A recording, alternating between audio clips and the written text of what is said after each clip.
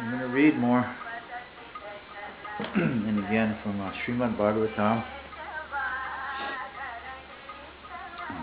first canto, chapter 16 and 17.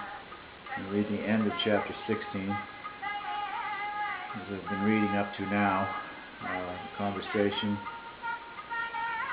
between Dharma in the form of a bull and the earth in the form of a cow. The advent of the age of Kali. The name of the chapter is How Pariksit Received the Age of Kali, and describes the symptoms of the age of Kali Yuga. And this is just after the departure of Lord Krishna from the planet in Dwarka about 5,000 years ago. And Srimad Bhagavatam is the literature that has been put forth for the benefit of all mankind and all of society, in fact the entire planet. So this is text 34, translation. O personality of religion, I am greatly overburdened by the undue military phalanxes arranged by atheistic kings, and I was relieved by the grace of the personality of Godhead. Similarly, you were also in a distressed condition, weakened in your standing strength, and thus he also incarnated by his internal energy in the family of the Yadus to relieve you. Purport by Srila Prabhupada. The Asuras want to enjoy a life of sense gratification, even at the cost of others' happiness. In order to fulfill this ambition, the Asuras, especially atheistic kings or state executive heads, try to equip themselves with all kinds of deadly weapons to bring about a war in a peaceful society. They have no ambition other than personal aggrandizement, and thus Mother Earth feels overburdened by such undue increases of military strength. By increase of the Ashuric population, those who follow the principles of religion become unhappy, especially the devotees or devas. In such a situation, the personality of Godhead incarnates to vanquish the unwanted Asuras and to re-establish the true principles of religion. This was the mission of Lord Sri Krishna, and he fulfilled it.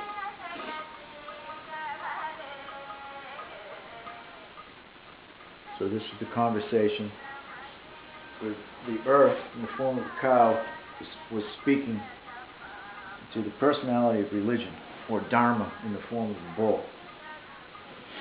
So the next text, text 35, translation. Who therefore can tolerate the pangs of separation from that Supreme Personality of Godhead? He could conquer the gravity and passionate wrath of his sweethearts like Satyabhama by his sweet smile of love, pleasing glance, and hearty appeals.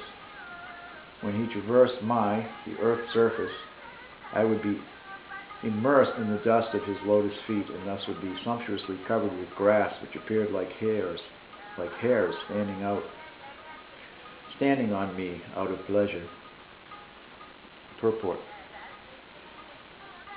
There were chances of separation between the Lord and his thousands of queens because of the Lord's being absent from home, but as far as his connections with the earth were concerned, the Lord would traverse the earth with his lotus feet, and therefore there was no chance of separation. When the Lord left the surface of the earth to return to his spiritual abode, the earth's feeling of separation were therefore more acute. Text 36. While the earth and the personality of religion were thus engaged in conversation with the bull and the cow, the saintly King Pariksit reached the shore of the Saraswati River, which flowed toward the east. Chapter 17, Punishment and Reward of Kali.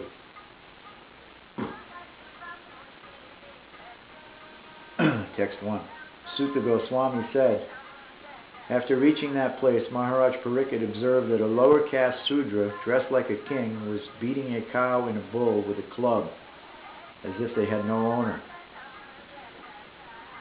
Purport. The principal sign of the age of Kali is that lower caste Shudras, i.e. men without Brahminical culture and spiritual initiation, will be dressed like administrators or kings, and the principal business of such non-Kshatriya rulers will be to kill the innocent animals, especially the cows and the bulls, who shall be unprotected by their masters, the bona fide Vaishyas, the mercantile community. In the Bhagavad Gita, chapter 18, text 44, it is said that the Vaishyas are meant to deal in agriculture, cow protection, and trade.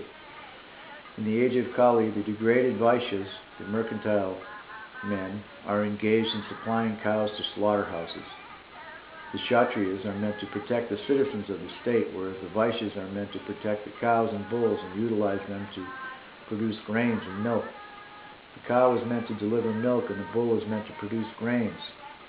But in the age of Kali, the Sudra class of men are in the post of administrators, and the cows and bulls, or the mothers and the fathers, unprotected by the Vaishyas, are subjected to the slaughterhouses, organized by the Sudra administrators. This is very prophetic. This is Prabhupada's purport, giving the meaning of the verse which was spoken 5,000 years ago, the advent of this age of Kali. Text 2. The bull was as white as a white lotus flower. He was terrified of the Shudra who was beating him, and he was so afraid that he was standing on one leg, trembling and urinating. Purport.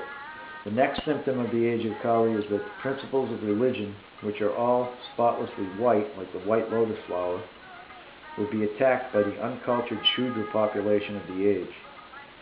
They may be descendants of Brahmanas or Kshatriya forefathers, but in the age of Kali, for want of sufficient education and culture of Vedic wisdom, such a Shudra-like population will defy the principles of religion, and persons who are religiously endowed will be terrified by such men.